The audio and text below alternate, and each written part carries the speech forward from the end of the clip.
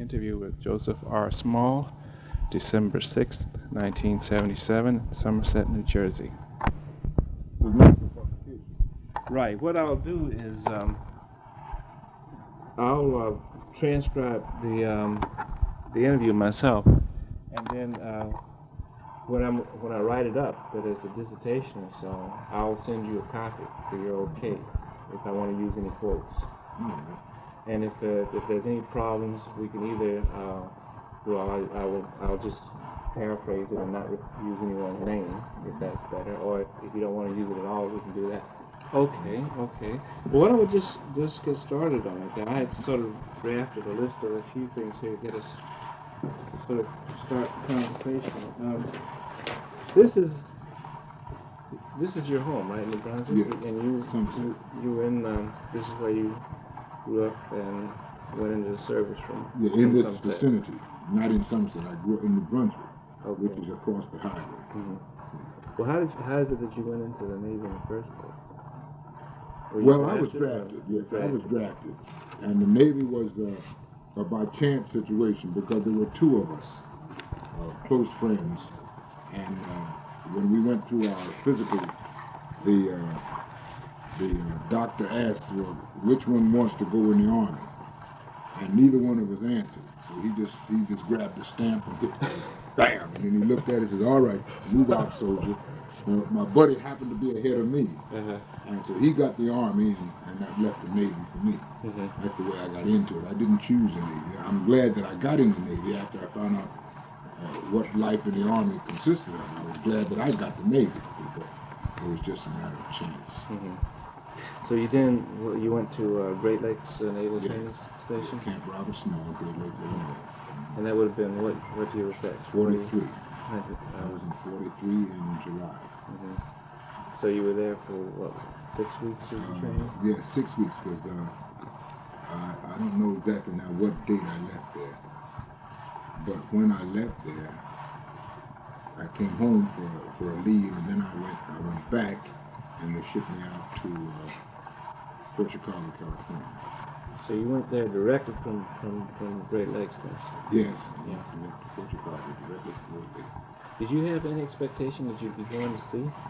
Or did you have any idea that you would be going to Fort Chicago as opposed to going to sea? Well, no. You see, they wouldn't, they refused to give us any information as to our destination. Mm-hmm. That time there was this slogan going around, the slip of the lip will sink a ship. Mm-hmm. And for that reason, we didn't know where we were going. So, we didn't know whether we were going overseas, we didn't know where we were going. We wound up at Fort Chicago, and we only found that out after we arrived there. Mm-hmm.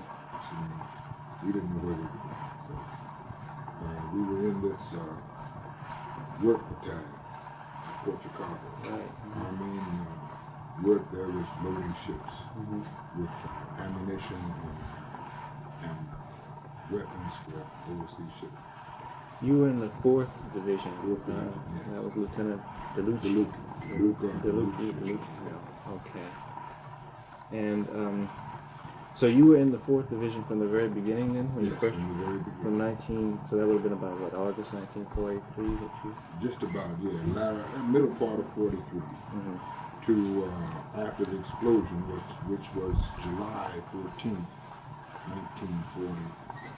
44. Yeah. July, actually, I think it was July 17th.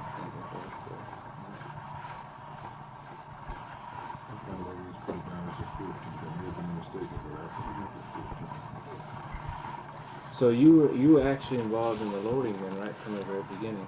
Oh yes, I was a winch operator on board the ships. We took the ammunition from boxcars, mm-hmm, and transferred it to the ships. And we didn't hold the ship. I was a winch operator. Mm-hmm. Did they have facilities for training you at Fort Chicago in that winch operation, or you just picked that up as? Well, I was always adept at handling machinery. Mm-hmm. And anything I saw anybody else do, a few minutes I could pick it up myself. And I got into that as I have many jobs since then. The winch operator got sick, and he went down in the hole and went to sleep. Mm-hmm. And I just took his job. And when the petty officer came back, he found me at the controls. Where's Harry? Harry got sick. He watched me for a few minutes and I stayed there. That's what I heard ever since. What was the, in your view, what were the safety procedures like in the loading? Well, there weren't any. Let me describe our methods to you. The boxcar would come in on the tracks, center of the dock, and they would open the door, and the bombs would be stacked 4, 5, or 6 high inside the car, and they would put a ramp up from the bottom of the top layer down to the dock, and then they would put hang mats on the side of the ship. And the men would turn the bombs and roll them down the ramp. And they would hit this mat at the side of the ship, and then somebody would throw a piece of dunnage in front of it to keep it from rolling back to the ramp again. And then men would roll it around and roll it on wire nets. And after we got the net loaded 4 bombs or 5 bombs or whatever we could carry, the winch would lift the door. I see. Were the officers around during the loading? That's hard to say yes or no, because they would show up periodically to check on the tonnage that was going aboard and how the work was progressing. But to say that an officer was constantly there, no. No. We had a petty officer. That was usually a 3rd-class petty officer or a 2nd-class petty officer that was over the actual work. The Lieutenant DeLuca, who was over our division, he was very self-employed. Very self-employed. What about the pace of the work itself? Was it very fast or varied or what? Well, we were pushed. Let me say it this way. They used to pit one division against another. And the officers themselves used to bet on their division putting on more tonnage during their shift than the other division. And I often heard them argue, as to what division would do the most in the certain prescribed length of time. So we were pushed by the petty officer to get the tonnage in. And who were in turn pushed by the officers. And who were in turn pushed by the officer. And this had been going on from the beginning? Oh yes, it was going on from the time we arrived there. See, the only white men on that base was lieutenant and up. And everything below lieutenant was black. And so that made it a segregated base. And we were the ones doing the work. So we used to bet my division would put on more than 8 hours than yours would, and yours would, and I don't know what they use as a wager, but I used to hear them making the wager. Did they offer any kind of rewards or inducement to the enlisted men to speed up the loading? Or was it just it was rather rather than being an inducement to speed up the loading, it was a lack of punishment was your reward. In other words, if you didn't put on as much as he thought you should put on, then your liberty was canceled. Your liberty was cut short. You see what I mean? There was no extra liberty for doing more work. But you lost privileges if you didn't. Do you recall seeing a bulletin board that was put up somewhere around the pier in which they posted the tonnage every day? No, Because I came across some testimony from this Captain Kinney in which he admitted that he put up a bulletin board. There was some testimony about this whole thing of competition and racing, and they denied it. The officers did, but he admitted that he'd put up this bulletin board in which he posted the tonnage every day. And some of the lieutenants said that they took that to mean that they were being encouraged by him to compete and to get as much tonnage as possible. I don't remember having seen that. Now, I do know. I do remember there was a bulletin board at the front gate, Hmm. To but the I whole don't base, but remember. not to Yeah, the actual pier, right? no, it was at the front gate, Uh-huh. entrance to the whole base. Well, the whole base was the same thing. There was no. The whole base was a working detail. Hmm. You know what I mean? There was no. How can I say it? Anything that was at the front gate was specifically meant for us. Hmm. I mean, and it dealt with us. There was no other men there other than the men that loaded those ships. Right. Okay. I mean, in as much as where a base might consist of a fighter battalion or a guard battalion or a cavalry battalion, all on the same base. See, everything on that base was a working battalion. Hmm. Hmm. Um, what was the state of, I don't know, relations between the officers and the men? Was there Well, much problem, or there was a what was lot the of nature of the problems, problems? but we weren't in the position to do anything about them. Hmm. The base was muddy. There was no recreational facilities there. Hmm. We waded in mud ankle deep. What about the town itself, that little town of Fort Chicago? Was there anything there, or was No, it closed? nothing there. We went to Oakland, San Francisco, and to Pittsburgh Hmm. for our living. Hmm. Port Chicago was a town where you went to catch the bus. There was nothing there Hmm. to recreational wise. There was nothing there. Hmm. Could you go into cafes or anything that were in the town, or was it strictly segregated Well, at that time? now I don't know because I never, during the whole time I was there, I don't believe I went to Port Chicago for anything except to catch a bus. Hmm. But you could get a bus from there to, say, Oakland or Pittsburgh Yes, or San yes. Francisco. Okay, but that was public. Was that Navy provided, No, or that was was that public public transportation. The transportation? Navy ran a bus from Port Chicago to the base. Hmm. See me? And we would ride the Navy bus to Port Chicago. Hmm. And then we would catch public transportation then where we wanted to go. Okay. Okay. So you would work then an 8-hour shift, and then you'd have some liberty time, or how was what was the setup in Well, terms of the depending work on and what the shift time we off? worked. See, I mean, if we worked the day shift, then we had we usually had liberty that night. We were free until 5 o'clock the next morning, Hmm. 5:30 the next morning when reveille sounded.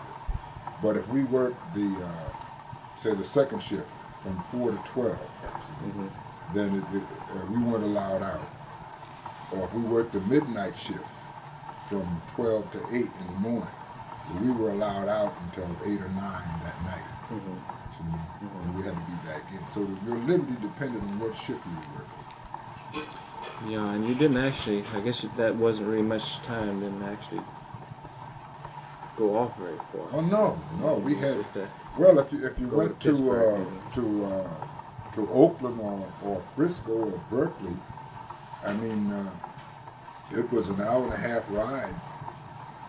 I believe if I remember correctly, it was an hour and a half ride to Oakland, and they had scheduled buses leaving Oakland coming back to Port Chicago just to bring the servicemen. Hmm. So, it was a special bus for us. It was a public transportation, but it was specially for us. And the last bus out of Pittsburgh was 1:30 in the morning. Hmm. The last bus out of Oakland was around 2 o'clock, 2 or 2:15 In the morning. in the morning.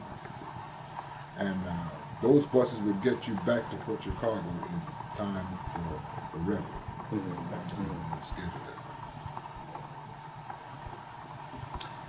Was there any any kind of training given to the men for this work there at Port Chicago at all? way. No, there was no training. Actually, there wasn't any training necessary. It was just back-breaking labor. Hmm. The only skill necessary was in shoring up the ammunition in the whole of the ship. And they had merchant marine crews To there, do that. carpenters, ship's carpenters, to do that. Our job was to unload the boxcar and get it in the hold of the ship.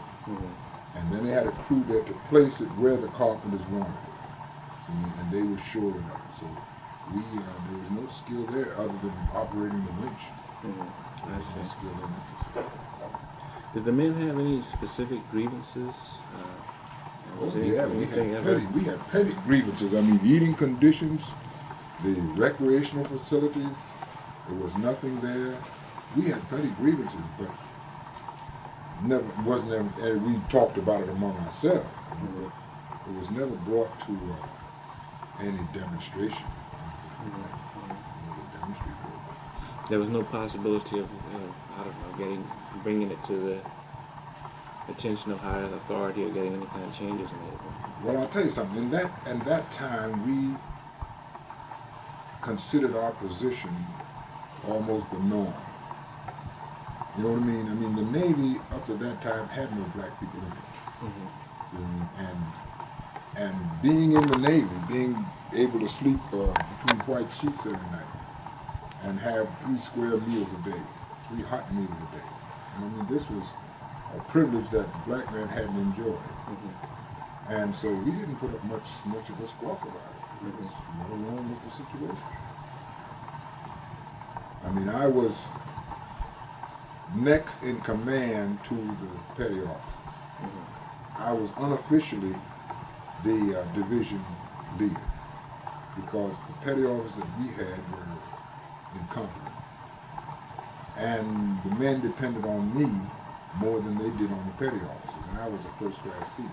And that is why, after the explosion, I was placed in the breach of the whole thing, because they considered me more of a leader than they did the petty officers. So you're talking about Wiley and Gage, were they full petty Yes, officers? Wiley and Gage, full petty officers.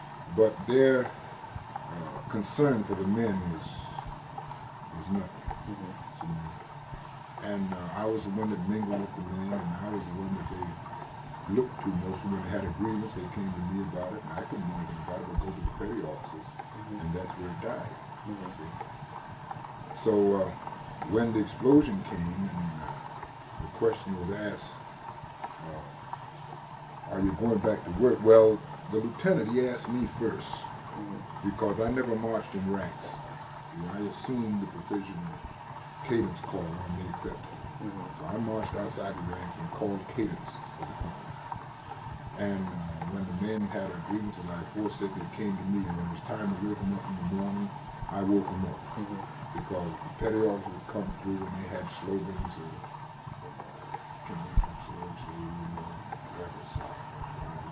things like that, and the men didn't appreciate it. So they What were these slogans again? You ever heard that? Well, that's one of their favorite. And then if you were slow getting out of bed, they would grab the mattress and dump you out of bed, things like that. But they threw their weight around. Yeah. And being black, the men didn't appreciate that. I mean, they being black, the men didn't appreciate it. They didn't think that this was necessary. Now, come take from a white man, they accepted that. See, that's the norm. But from one of our own color, we wouldn't accept it. You see? So they more or less accepted me as a division leader. So when Lieutenant DeLuca asked the question, Small, will you return to work? I said no. And somebody over in the ranks said, well, if Small don't go, we're not going either. When was that? That's after the explosion. This was after the explosion. We were at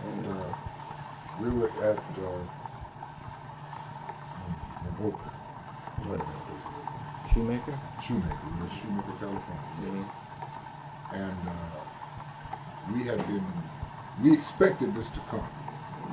And the morning that they broke us out in ranks and we marched out toward the drill field, so you had to make a turn toward to turn right meant you were going to the drill field. To turn left meant you were going to the docks.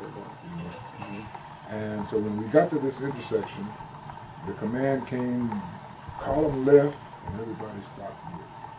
250 men.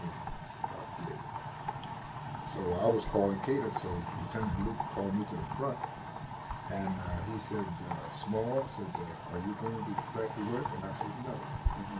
He said, why? I said, because I'm afraid. That was a lie. I wasn't afraid. But I knew the situation under which we did work, and it hadn't been changed. So I wasn't going. I had made up my mind to take all the punishment they do rather than go back to working under the same conditions. Somebody over in the ranks said, if it's small, don't go, we're not going either. Yeah. So that made me the spokesman for the whole argument. And it had been that way ever since we'd been at Fort Chicago. I was the spokesman for them. So you had discussed it then before the actual situation where you were ordered to. Well, not discussed it as much as men had come to me and told me what they intended to do. You see what I mean? And I hadn't asked anybody. Oh, thank you. Oh, you met my wife, Mrs. Small. This is Mr. Allen. That's right. Allen. Yes. Were you the one who spoke to me from California? Yes, ma'am. That's right. I'll tell you something. When you called, she said, honey, this is for you. Somebody say he's from California. That man is from California. Well, actually, I'm from Georgia, but I've been living out there for 10 years now. Yeah, we had so many people calling here like, oh, you owe the money, you know. Oh. They'd been there from somewhere else, and I thought, Yes, No, she had a so I problem. found out that She had a problem with a finance company. We had a problem with them, and they would call and say they're from Sayers Roebuck. This is a friend of Joe's from San Francisco, you know. oh, you got a long distance telegram or something, you know. So when you called, you said you calling from California, you assumed right away it was one of these nuts. So anyhow, they had come to me, several of them had come to me and explained the situation to me, and asked me what was I going to do. So I told them I'm not going back to that. And that was it. So I think there was about 5 or 6 that knew what I was going to do. So, and it was one of these 5 or 6 that said, if Small don't go, we're not going either. So then he separated the men, all that would go stand fast. The ones that refused to go, move out. So everybody moved out. So they picked 50 out of the 250 men. They picked 50 of us and gave us a general quarters. So, and the other men were given summary. See, I don't know. Now I'm gonna tell you, I don't know what they got. I heard that some of them went back to work, some of them returned to work, and some of them that didn't return to work received a minor punishment. But I don't know what it was. Did you expect the mutiny charge? No, that was a total surprise. Well, you see, this mutiny charge came up after I talked with, I think his name was General Horsfall. What was his name? General over the 11th Naval District. Admiral Wright. Is that Right, the guy? that's right. Yeah. I had talked with him, and he explained to me that I was the one that the men were following, and if I would return to work, the rest of the men would. So I told him that I wouldn't return to work under the conditions under which we worked. I found out during our stay there that $250,000 had been appropriated for the modernization of that base. And that $250,000 had disappeared. And we were working in Newark actively. Now, immediately after that explosion, they went to work on the base. And between the time, now we did 16 months on Treasure Island. In San Diego Federal Prison. But when we got a chance to go back to the base was modern. They had modern facilities there, bowling alley, movie houses, paved streets, everything. But when we were there was nothing. There was nothing. They had curbs in, And we walked on the curb from our barracks. We walked across the board to the curb and walked down the curb. Mhm. And then waded through the mud to go to the mess hall. There were no sidewalks, there were no streets, just the curbing was in. Mhm. And they stopped there. So I told him under the conditions that I worked, I wouldn't go back. Mhm. So he said, if you don't go back to work, I'm going to have you shot. And then I lost my temper. I said, well, you go ahead and shoot because I'm not going. And this is when the mutiny charge, disobedience of direct order. Was this a private meeting with him, or was that the meeting on the ball field where he came out and spoke to all the No, men? this was a private meeting between he and I Yeah. in his office. What's the $250,000? How'd you find out about that? It was scuttlebutt Yeah. going around. So I mean that this had been appropriated, and it was all the men believed it because it was obvious that this should have been done. Yeah. You see what I mean? That's right. They had just hadn't they started construction on a new recreation building or something there around the time of the explosion, or just After before, the just explosion, after something? after the Yeah. explosion, they started Yeah. construction on this recreation building that had a bowling alley in it, swimming pool, movie house, movie theater, and everything was in it. But nothing was done prior to the explosion. And the explosion is what opened everything up. So I mean, had it Yeah. not been for the explosion, I doubt that anything would have been done.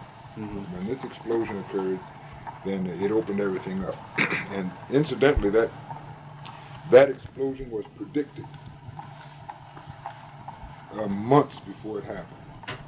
Who predicted it? I did, and everybody else, everybody there knew it was coming. I used to tell Lieutenant DeLuke, I said, Lieutenant, so one of these days this base gonna blow sky high. He said, well, if it does, you won't know nothing about it, so don't worry about it. That was his answer. And you'll find that in the records of the court martial. And what's what in your testimony, or in my testimony, and you'll find that in the records of the court martial. But now, unless they struck it from the records, because a lot of the things that I said in my testimony, they had struck from the records as being what did they call it? They had that law term in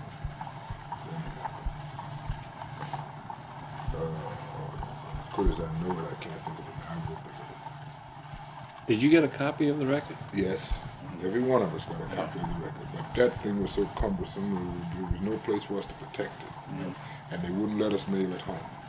They would. See, I wanted to mail mine home for safekeeping, and they wouldn't let us mail it. They wouldn't let us mail it out, and it just finally got destroyed, you know, during my travel. And I wish I could have kept it. I wanted to keep it. I wanted to preserve it and have it made into a book. But there's no way for me to get it out. Excuse me. Sure thing. Hello? Continue on side 2. This is Joe Small. Now, where was I at? My fault. Oh, the testimony. A lot of the testimony that I gave during the trial was stricken from the record, struck from the records as being, where's the word they use?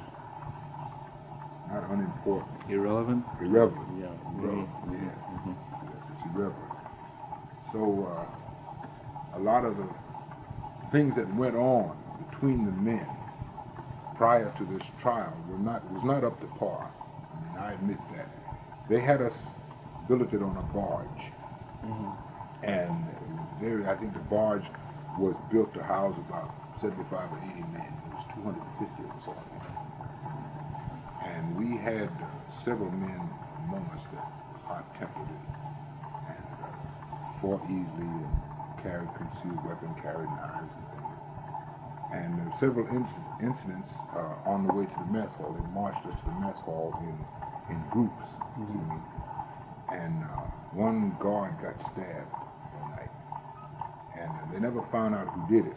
So they This never was found the this is weapon. after the explosion. This is when Yeah, you were this on was that after barge. the explosion, Yeah. yes. Yeah, that was what, on August 9th, August, about 3 or 4 days you were on the barge. Yeah. Okay. And so they came to me and they asked me if I could do anything about the conduct of the men, because they said they didn't want to shoot any of us. I mean, and And they armed the guards, and they said, now the slightest provocation, we will shoot. Mm-hmm. So they asked me to talk to the men. Mm-hmm. Who asked you? This is the It was a lieutenants, guard officer. I don't know who he was. I don't a white know guy. his name. It's a white fellow, yes. Okay. The guards were the shore patrol was black, and the Marine guards were white. Is that right? The shore patrol was mixed. Mixed. The shore Okay. patrol was mixed, yes. The blue uniforms were mixed, but all of the Marines were white. And you had Marine guards around that barge there, then? Or was it We shore- had Marine guards, but we had shore patrol escorts. Mhm.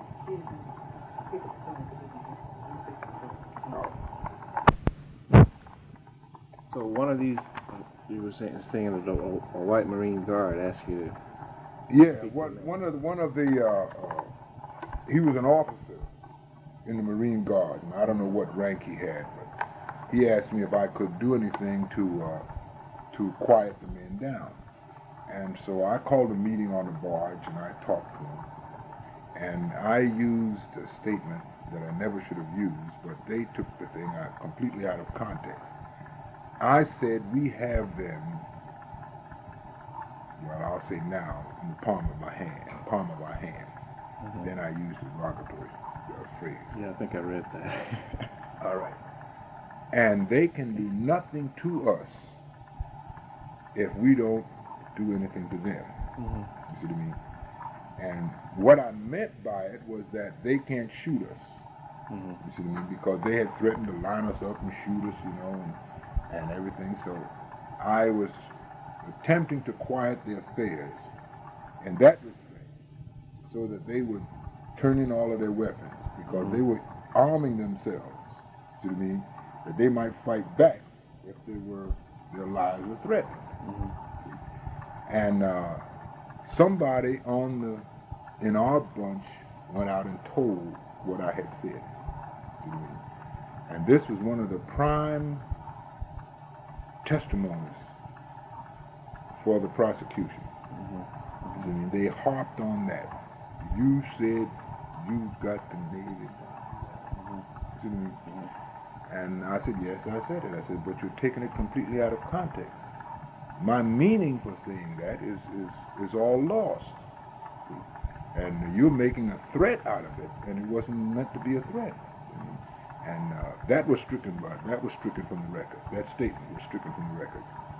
So a lot of things was changed, and when it all boiled down, we were found guilty of mutiny. Mhm. 50 of us. Did anybody else? Somebody. It seems like I remember somebody else spoke at that meeting, and there was some controversy about what they said. Or, Yes,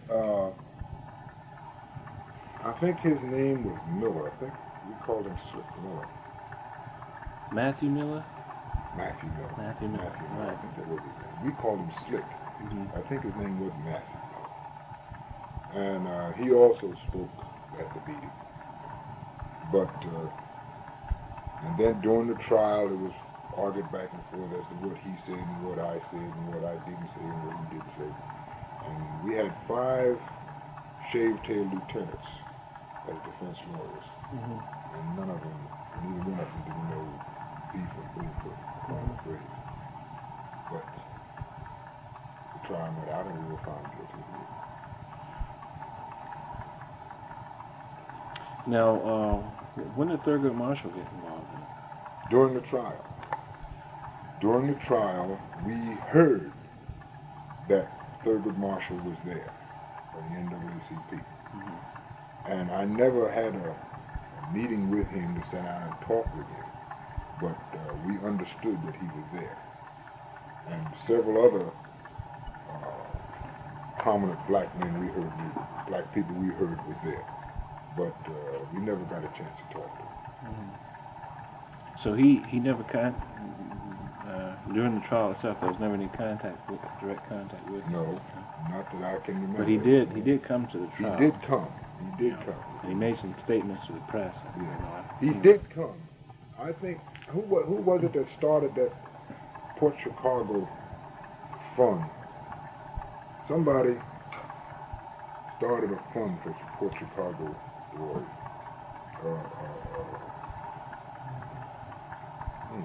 it wasn't Thurgood Marshall. I remember somebody starting a fund, and it was rumored that they had gotten $150,000 for our defense or something like that. And then it just petered out, and we didn't hear any more about it. Because we were fine. We had no contact with the outside world other than the letters that they allowed us to write and the letters they allowed to come in. Mm-hmm. And our letters were delivered to the guard opened, unsealed, and we received our letters censored. Mm-hmm. You see what I mean? Mm-hmm. Anything in there that they didn't want us to know was blacked out. You see? And I imagine our letters going out, they did the same thing with them. They cut out anything that they thought might be dangerous. Mm-hmm.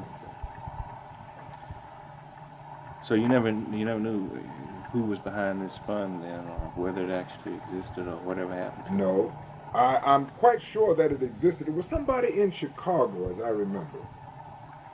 Now I forget. But it wasn't the NAACP. This was separate from the NAACP. It was separate from the NAACP. Yes, it wasn't the NAACP. It was a private lobbyist, and he was prominent at that time. He was in all the news at that time, and I'm trying to think of his name. He was from Chicago. A black man? He was a black man. Let me see. It was. What about the guy from Lester Grange from the National Urban League? No, Lester Granger. He wasn't. He wasn't connected with any benevolent organization like that. He was a private man, I believe he was, and he was more or less in show business, something like that. Mm-hmm. Because as I remember, somebody told us that the fund had reached $150,000 for our defense, and we were supposed to get 3 private lawyers and 2 court-appointed lawyers. But it wound up we had 5 court-appointed lawyers and no private lawyers. Mm-hmm. And then it just dropped off the scene and no more was heard about it. Mm-hmm. There was a prominent black woman too that came down there. I'm trying to think of her name, because I saw her. The woman who does the Negro Handbook. Maybe that's who it was. Because one of the things I found about the case was the Negro Handbook for 1947 had a long article written by a black woman about the case. Mm-hmm. And that was later reprinted in some other, 1 or 2 other books where there was some mention of it. But I don't, I've got it at home. I can send you her name and we could see if Well, that. anyhow, and I never done any digging into it because I didn't want to stir up the thing, and there was never that much interest to me anyhow because it was over and done with. And I always thought that someday somebody would contact me to write a book about this thing or something like that, especially it being such a prominent part of Negro history, military history anyhow. Yeah, well, you don't find it in any history book. No, I know you don't. You're the first I've heard. You're the first one that has said anything to me about it since then. Since then? No one has breathed a word about it. Mm-hmm. Well, it's not. I looked through all the standard black history. When I found out about it, I mean, the first thing I did was just, go back to the black history books that I had and try to find it. And I looked through all the standards. It's not even mentioned. No, one of John Hope Franklin, the great black historian, in his book, he has one paragraph. Well, I think it's not even a paragraph. It's like 2 sentences, and it's wrong. I mean, you got the facts wrong about what happened. But nowhere else will you find it. You don't find it in any military. They wiped it out of there. There's only one military history book that they have anything about it, and that's a book called The Integration of the Negro into the Navy, and they have about 2 paragraphs on it there. Mm-hmm. Basically, I guess they couldn't avoid saying something. Yeah. And Well, that was our integration into the Navy. That was it. That was a great part of it right there. yeah. Was there any logic to the 50 men that they picked out? Why that particular group of 50 men out of the 250 who refused initially? Well, they were the 50 men that they picked out was the most nervy men. Mm-hmm. They were the ones that would stand up against the Navy. So, I mean, they were the ones that didn't talk cowardly and accept anything that came along. You see me? There was the 50 men that they picked were all loudmouths. Let me say it that way. Loudmouth and fighters. You see what I mean? And most of the men, the 200 men that they didn't pick were of a docile character, that's all. I mean, that's the only thing I can lay it to, because all of the men that were in prison with me were known to be fellas that would fight if you cramped them. You know what I mean? And if they thought they had a right to something, they would put up a squawk about it. Do you remember Ollie Green? Yeah. I remember He Ollie was an Green. older guy. He was about 38. Yeah, right? he was older. Yeah. Do you remember, was there some kind of fight or conflict between him and Cy Shepherd after the trial? Do you recall that? I don't remember. I seem to recall something, but it's not clear in my mind. I remember Weideman. He was a practical joker. And I remember Ollie Green. He was an old fellow. And I remember Cy Shepherd. He was a light, boy, fellow about your complexion, not as tall as you, smaller built. I remember him, but I don't remember any conflict between him and Ollie Green. Yeah. Because in Ollie Green's testimony, I remember there was. Oh, yeah, right. His hand was in a cast. And at some point they asked him, how did his hand happen to be in a sling or something? How did his hand happen to be in that sling? And he said he got it while he fell down while he was running the chow or something. And that cracked everybody up in the court, according to this report I read. And that upset Shepherd so much that he took it out on Ollie Green later on. But you don't recall that happening? I don't recall that,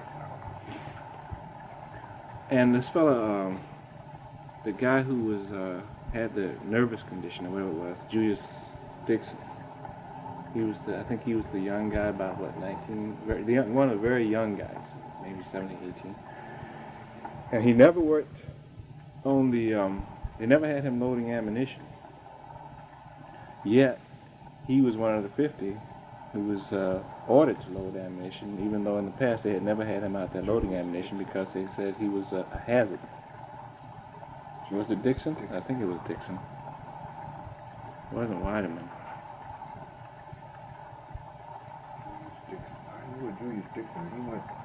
He went through CC camp with me, but he wasn't in the Navy with me. Julius Dixon, he lives out here in Piscataway now.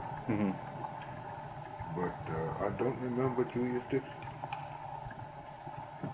Maybe he was in one of the other divisions. He probably was, but I don't remember him. I remember Weideman specifically because I used to lay in my bunk at night and couldn't go to sleep until I knew that he was in his bunk and asleep.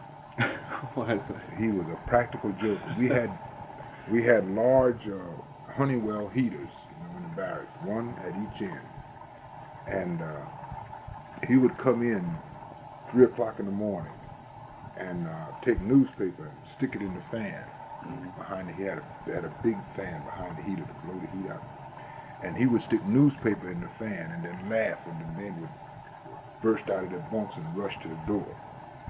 This was immediately after the explosion. And then he would stand up there and laugh, and he would turn all the lights on at once and holler fire. And I mean, this was all a joke to him, you know what I mean? And I saw one night particularly what really upset me. That's when I asked them to move him out of our barracks. We had an ironing board set right by the heater, and the ironing board had a piece of sheet over it, to iron on. And I laid in my bunk and watched him slide that sheet off and guide that sheet until it got caught in the fan. And when it got caught in the fan, he jumped back behind the heater. And I think there was 38 men in that barrack, and all of them headed for that back door at the same time. And the bunks were lined up here, but at the end of the barrack there was a room on each side. Mm-hmm. See what I mean? And it narrowed down to an aisle. And at the end of this aisle was the door. Mm-hmm. And these 38 men tried to squeeze into that aisle and go out that door at the same time. Mm-hmm. And several of them got hurt pretty bad. And he's standing up there laughing. And so that next morning I requested that he be moved out of our barracks. Mm-hmm. And they didn't move him. They moved him out. I don't know what they did with him. I don't think I remember seeing him again since till after trial. But they moved him. Yeah, I remember him specifically. Yeah. What was just to recur something else that they brought out of the trial around which there was a lot of argument too, and that was this whole question of the list, the so-called list that the men signed, or some men signed, some men didn't. What was you remember anything I about think that? I do remember a list when they had up a list as to who would go back to work and who wouldn't. It was a petition. Mostly, it was a petition that they weren't going back to work, and they were asking men to sign it. The men, some of the men themselves were circulating. Yeah, I think it was gotten up among the men themselves. But this petition was never delivered to anybody, and as a matter of fact, I believe I was instrumental in having it destroyed, because when they came to me and expressed their opinions to me concerning going back to work, that's when I found out about the petition. Mm-hmm. And I destroyed that petition myself, but the wind of it got out, but the petition was never produced. No, that's right. They never saw the petition. They never were had just it rumored that it was around, because I destroyed that myself. And, when we were at the barracks in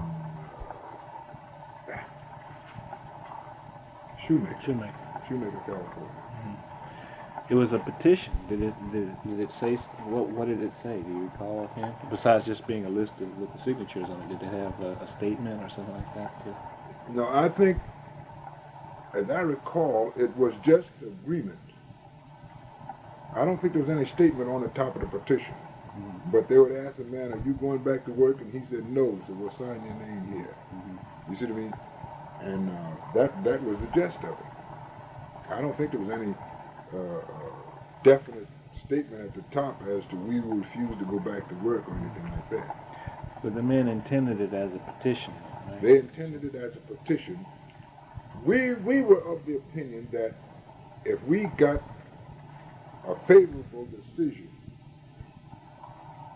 from the majority of the men, that those in charge would consider that. Mm-hmm. You see what I mean? In other words, out of the 250 men, if we got the majority of those men to say that they were afraid to go back to work, then it would be considered. Mm-hmm. But I destroyed the petition because I knew that this wouldn't happen. Mm-hmm. Yeah. And so when they asked us that morning, would Small, would you go back? He didn't address the whole company. He addressed me. Mm-hmm. Small, front and center. And I marched up and across and stopped directly in front of him. He was up on a platform. And he said, "Small, I order you to go back to work." This is DeLucci. This was DeLucci. And I didn't answer him. And he said, "Small, will you go back to work? Yes or no?" And I said, "No." And then somebody over in the rank said, "If Small don't go, we won't go either." Mm-hmm. And he turned blood red, stormed off the platform, and left us standing. Mm-hmm. And we stood there about an hour. And then the Marines came down and reversed our march and took us back to the barracks. What kind of guy was this guy, DeLucci? Well, he was a very hot-tempered redneck cracker. That's what he was. And if things didn't go his way, he was very quick to punish you for it. See, but the greatest punishment they had there was restricting our liberty. So they had no other punishment. There was no brig there to put us in. And they could put us on KP, but on KP you got better food than you did if you came in to eat. So the men didn't mind KP. See? And the only places for liberty, like I said, was Berkeley or Oakland or Frisco. or Pittsburgh. Mm-hmm. And Pittsburgh was segregated. There was only one street in Pittsburgh that we could go on. Mm-hmm. There was a big army camp, Camp Stoneman, was in Pittsburgh. Right. Yeah. Mm-hmm. And the only street we could go on was Black Diamond Street. And when we got off the bus, they had a prescribed course for us to walk to Black Diamond Street. Mm-hmm. And Black Diamond Street was a street that was built on a jetty. And the buildings on each side jetted out, hung out over the water. In other words, you could step up in the front door of the building from solid ground. But if you stepped out the back door, you stepped into 15 or 20 foot of water. Mm-hmm. It was built on, the building was set on piers. And all of the restaurants and the nightclubs, the cafes and everything was down there. Mm-hmm. And that's the only street we could use. Mm-hmm. Now in Oakland, 7th Street was Right. our Seventh route. Street. Mm-hmm. And Berkeley, we had the free run of Berkeley, but there was nothing in Berkeley. Berkeley was residential. Mm-hmm. Berkeley, California was residential. So 7th Street in Oakland and Black Diamond Street in Pittsburgh Mm-hmm. was the only town we had lived in. You could go over to Frisco in the Fillmore district, but we very seldom went over there because that was most prostitutes over there. Mm-hmm. And we didn't have really enough liberty to go over there anyhow. Our liberty wasn't long enough unless it was on a weekend liberty or Yeah. something like that. Or we could go to Frisco. Yeah. Who was speaking of Oakland? Who was this guy Rollins in Oakland? Did they have? Do you remember anything like that? It seems like that was something I remember from the testimony. They were asking something about somebody named Rollins, Rawlins, from Oakland. I don't remember that name.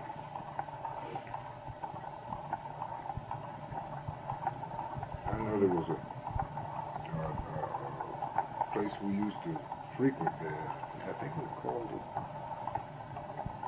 Club 7. It was on 7th Avenue, 7th Street rather. I think it was called the Club 7. And most of the fellows hung out in there. Mm-hmm. I don't know what the owner's name is. I don't remember Rollins specifically. Club 7, huh? Oh. Where were you actually when the explosion actually happened? You were, I was in my boat. mm-hmm. See, our division had come off of work that morning at 7 o'clock. So you had worked on those two ships then? Oh, yes. The Bryan and the, what was that, the Quinault Victory. Those were two ships. Mermington. And that was there too. The ones that were destroyed was the E.A. Bryan and a new ship called the Quinault Victory that wasn't even, they were just starting to load it, I think. Well, now you see, that's where we got mixed up because the O'Brien, we were working on the Mermington. We were loading the Mermington. Mm-hmm. You mean? And the Mermington was scheduled to sail with the tide that morning. We came off the docks at 7 o'clock. And the explosion was about 22 minutes past 10 that morning. Now, I say the Mermington and the O'Brien. But now I recall the Mermington was supposed to sail with the tide that morning. Yeah, it would have. So I didn't know what ship had replaced the Mermington. You see what I mean? Mm-hmm. But I do know that the new ship that came in was the one that blew up. And it set off the other ship. Now the O'Brien, when we left that morning, it had about 12,000 ton on it. Mm-hmm. And we had buttoned up the Mermington. She was ready for sea. Her gunnels was about 2 foot out of the water. Yeah. I Well, mean, she was yeah. loaded. See. So if she sailed with the tide that morning, and then this new ship came in her place. See, that was the one that blew up. Yeah. And we never found out. We knew that 2 ships blew up down there, but it was never told to us that the Mermington had sailed. Mm. Well, it was this new ship, the Quinault Victory, that came. In fact, it was brand new. This would have been the maiden voyage for it.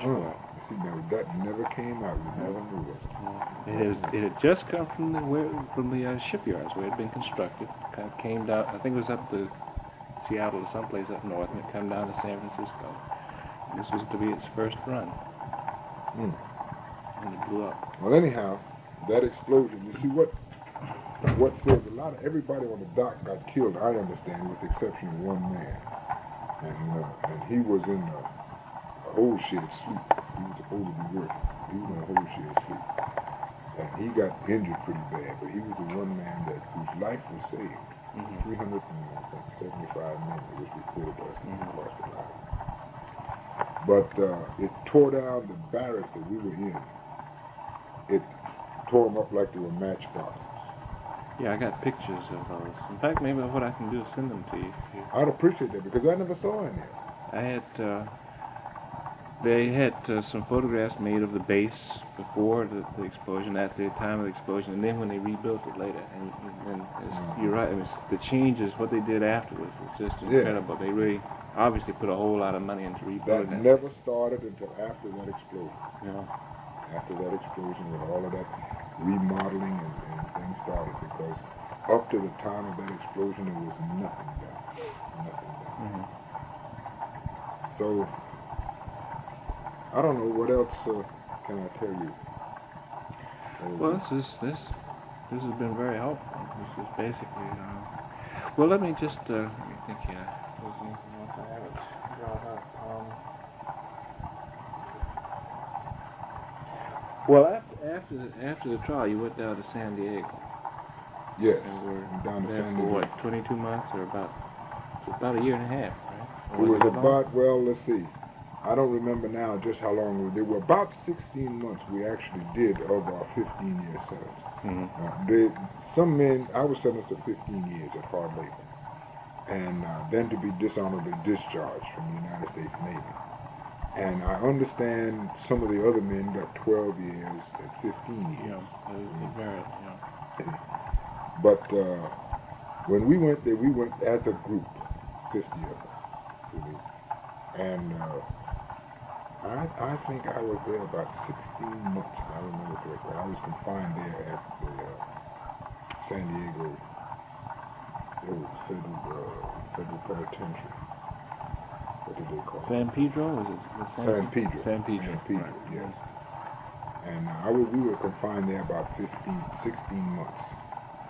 And in that during that 16 months, we never had any trouble of any major kind.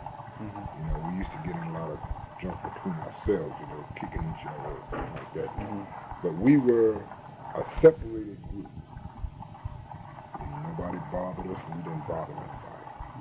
They had our own work details, and they usually kept us together as a group because they used to refer to us as the PC niggas. They referred to us as, you one of them PC niggas. And we had a reputation for being unruly and bad, and therefore we had very little trouble with anybody.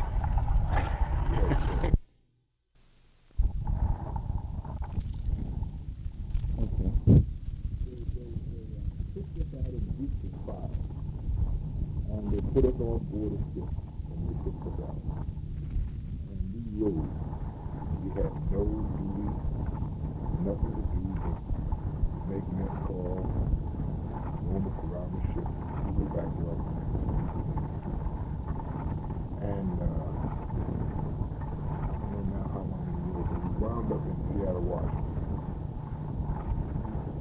And You didn't, but you went out to, where we went did to you go out to the Okinawa. Pacific, to Okinawa? Yeah, we went to Okinawa, and we just rode back and forth from one port to another. We never left the ship. We never left. Just on the ship. That's all. They said that they were conditioning us for a discharge, and we wouldn't get dishonorable discharge. We would get discharged under honorable conditions. But we had to go back to duty. And it would go in our records that we had been rehabilitated to the extent that we were accepted as qualified duty. And then we would get discharged under honorable conditions.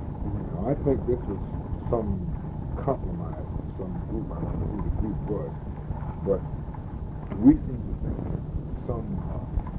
some black group had got with the Navy, come up with this compromise to set aside this dishonorable discharge.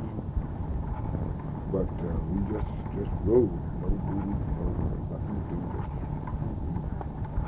And What was that, for several months? yeah, that was for, you see, I see such a long ago, I can't remember now how long it was. But we wound up, we came back, we didn't see how to watch it.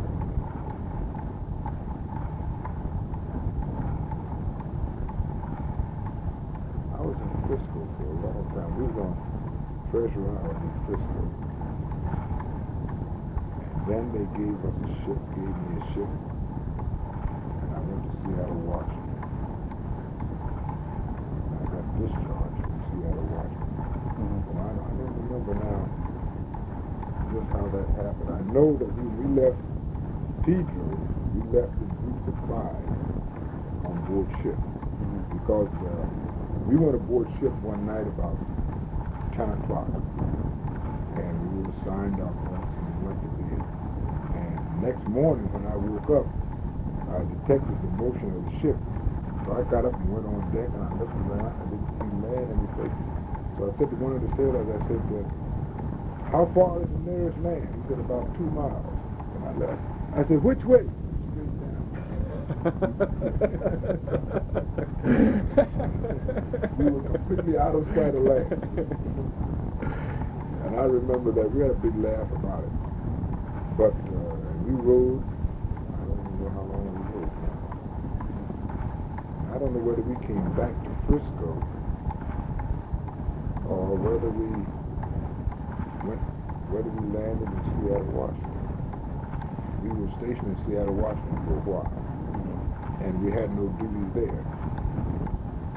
We used to stand, minor duties we had was guard duty. I think the 3 men had guard duty. And then in July of '46, we were shipped back to New York, to New York City for discharge.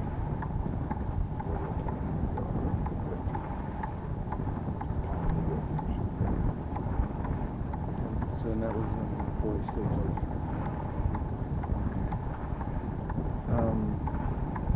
I wanted to clear up something too about earlier. When you had the meeting with Admiral Wright, and you said that you wouldn't go back under the conditions that existed there. Did you mean specific the base as a whole, or particularly on the pier, or what? The work, the conditions under which we handle the ammunition. Because I had told everybody in authority that I could get to that we were working dangerously. And one day that place would blow up. Lieutenant DeLuca gave me a manual of that contained a diagram of a 500-pound bomb that was supposed to be totally harmless without the detonator in it. You see what I mean? And we had a discussion about it. I said, won't concussion blow this thing up? It's impossible. It cannot blow up without this charge in the head of it. And I didn't believe it. And every time we got in an argument over it, it wound up him telling me that if it does blow up, you won't know anything about it. And that's the way it was. But like I say, we were the first blacks in the Navy, other than the rank of Stewart. Right. And I was the first black seaman that a whole lot of those white fellas had ever saw. And I had a lot of conflict over that because they expected me to be a steward's mate. And when they found out that I was a seaman, then they rejected me. And I was on one small ship. I think that was there, because when I left Frisco and went to Seattle, Washington, I was on board a ship, and we had a young shaved-tail lieutenant from Massachusetts. He was captain of the ship. And he made me the, I forget what the name was now, but I would stand on the fantail with earphones on and receive the orders from the bridge and then repeat the orders to the crew. Mm-hmm. You know what I mean? And when we were casting off, he would say, cast off one, and I'd cast off one, and these white fellas would put on these big red lines, you know, and I was standing up there giving them orders, you know? And it caused quite a commotion, you know, to the extent that there was a boatswain's mate there, and he was from Alabama, big redhead fellow. And the first day I went down to the mess hall to eat, I used to eat with the stewards, you know, and they would get their tray and the officers' trays and go upstairs and eat, you know. So this lieutenant told me, says, Small, said, you eat downstairs with the crew. So I said, look, there's going to be trouble if I eat down there. So never let you eat down there, and I'll take care of the trouble. So enough, the first day I walked in the mess hall and sat down to eat, this big southerner sat down opposite me. And he said, my God, that's the first time I ever ate with a nigger. And I had a mug of coffee. I know you know what the Navy mugs look like, no handles on them. And I dashed the coffee in his face and then hit him with the mug. And before he could get straightened out, I crossed the table on him. And I was weighed, at that time, I weighed about 155 pounds. And he was weighed about 240. Well, I was too fast for him to hit me. But I was also too light to hurt him. I would hit him, but I couldn't hurt him. And he'd swing at me, and he couldn't hit me. So finally, the lieutenant came in, and he broke it up. And he talked to us, and we shook hands, but we became the best of friends. Everywhere I went, he was with me. We would go in a bar, and he said, give me 2 beers. And they set 1 beer up, and he'd slide me the beer. He said, now give me a beer. And they said, we don't serve blacks in here, you know. You call us blacks then, you call us niggers. We don't serve niggers in here. We don't serve colors in here. And he'd tear the bar up. He'd turn over the table and everything. He became my best friend after we had this fight, you know. And I used to ask him, I said, Alex, I said, why you like me so? I said, Small, you're a man. And I found out something. I said, I used to think that all black people carried knives and guns and razors and everything, and I kept expecting you to pull out a razor, but you fought me with your fists. You know, and you knew you had no chance to win, but still you fought with your fists. And I got respect for you. I like you. You my buddy. See, but none of this was ever publicized. Yeah. I think this was after the trial anyhow. I don't know, I think this was after the trial anyhow, because the first ship I got was after the trial, or after we came back to Frisco, and then they shipped me to Vancouver, Washington. Yeah. Do you have contact with any of the guys who were there? No. Don't know where any of them are? Any of them are. I never tried to get in contact with them. Yeah, because I've been trying to, to locate them. So far, I've found 5 but that's all I've located so far, and they've all agreed, to be interviewed. Yourself, Cy Shepherd, Edward Waldrop. Yeah, he was a big, light-skinned fellow. He was from North Carolina. Oh my goodness, I know Waldrop good. Yeah, he lives in Washington now. In fact, that's where I'm going next, is to go talk to him. And then Julius Dixon, who lives in South Carolina, in Charleston, and Jack Crittenden. Crittenden, yeah, I remember Montgomery. him. Yeah, he's in So Montgomery. I'm going to see Alabama. all of them. And well, listen, if you see those boys, get their address and send it to me, will you? I got it. Well, let me ask you this. See, Crittenden, as a matter of fact, is the one who raised this to me, and that's why I was going to raise it to you. He asked for the other men's addresses that I located. And I said, well, I'll ask, when I talk to folks, I'll ask if that's cool. Yeah. But I didn't want to be giving out addresses without permission. So if it's okay with you, I'll. If you don't mind them having your address, I'll get you theirs. Once I talk to them, you know, make sure Yeah. it's okay with them, I'll send you their addresses too. I'd appreciate that because I'd like to write the fellas a letter and Yeah. find out how they do it. Maybe we might meet and hash over old times. That'd be great. That'd be Yeah, great. because I thought one time about a reunion, but I said, well, that wouldn't make sense. We had a lot of trouble. And, a reunion of the Fort Chicago men, I don't think it would make any sense. So I just dropped it.